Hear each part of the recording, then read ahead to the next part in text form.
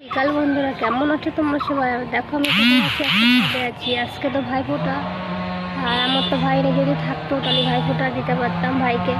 ভাই নেই, কি করব? ভাইফোঁটার দিন, রাখি পূর্ণিমার দিন ভাইয়ের কথাই মনে আসে। সবার তো আর সব কিছু হয় না।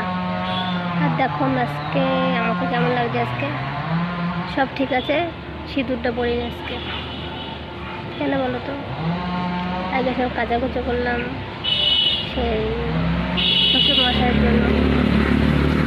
নখটা ফুটতে হয়, নখটা ফুটলাম ওই জন্য। আর কালকে শ্রাদ্ধর কাজটা হয়ে যাওয়ার পরে তা সিঁদুর পরা যাবে, ওই জন্য আজকে পরা হয়নি। এই দেখো, স্নান করে এসে এই শাড়িটাই পরেছিলাম আজকে। সবাইকে জানাই শুভ ভাইফোঁটা। তোমার সবাই ভালো থেকো, টাটা।